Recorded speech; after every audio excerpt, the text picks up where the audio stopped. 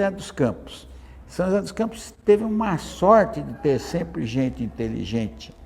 Por exemplo, São José dos Campos, você tem uma coisa, você anda em São José dos Campos, o centro das cidades são feitos de quarteirões com ruas largas, são feitos com calçadas grandes e até com ligeiro recuo entre o muro e as casas.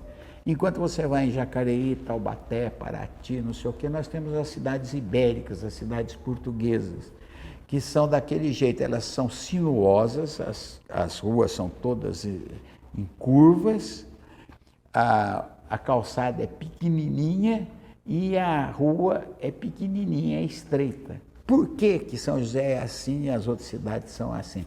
Porque veio uma pessoa chamada Major de Fines, que ele era um mestre de obras de Milão, e ele pegou e foi vereador aqui em 1920, 30, não sei quanto que foi. Ele desapropriou tudo quanto é terreno aqui, porque era uma cidade ibérica, ele desapropriou os terrenos e fez da cidade uma cidade plana. Por que São José desenvolveu?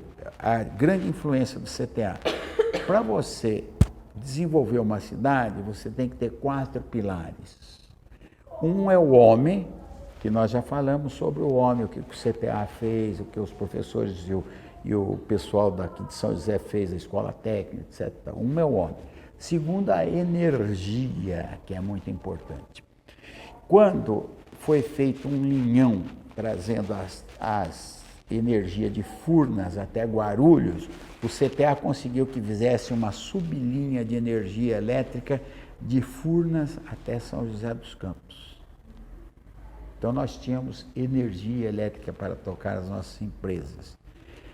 Outra fase importante é a água, mas a água São José dos Campos, como foi instância hidromineral, e teve um engenheiro que se chama Francisco José Longo, ele trouxe para cá um sistema de águas para os tuberculosos, que deu para São José uma água muito boa. Então São José tem água boa. E faltavam as comunicações. As comunicações aqui em São José, no meu tempo de moço, para você falar com São Paulo, ou com o Rio de Janeiro, ou com Jacareí, ou qualquer coisa, você tinha que ir lá na Rua 7 e ficar esperando. Então a moça conectava daqui com Jacareí. Então ela falava assim, está PA de São José dos Campos para Jacareí, está para atender uma ligação de São José dos Campos, está PA São José dos Campos, Jacareí.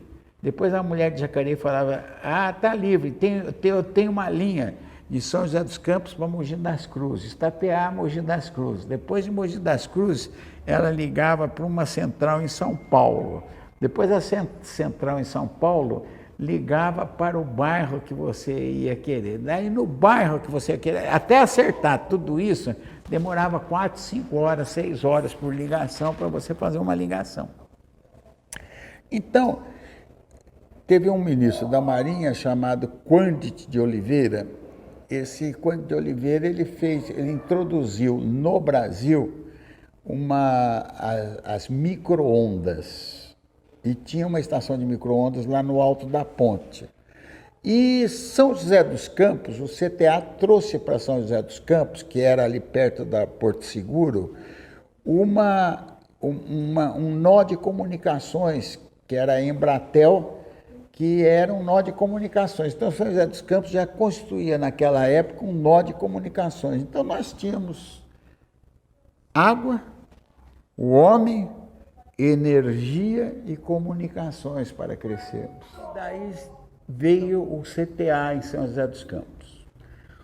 O CTA em São José dos Campos foi uma marca. Agora, um dos motivos que o CTA deu muito certo em São José dos Campos foi exatamente por causa do tipo de mentalidade que existia aqui, que soube absorver o CTA.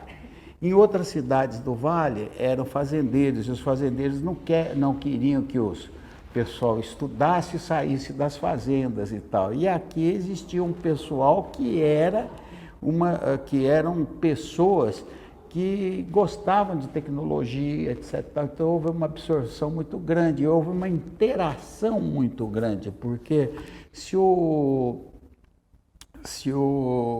Montenegro, que idealizou o CTA, queria que se formasse um engenheiro, um homem que soubesse fazer o avião, houve também uma interação entre os professores do ITA e o pessoal da cidade, que eram a maioria ex-tuberculosos, e que constituía a Câmara de São José dos Campos. Eles se juntaram e fizeram uma das coisas, essas 50 anos atrás, uma das coisas que não tinha lugar nenhum, que era uma escola técnica, a Escola Técnica Everardo Passos.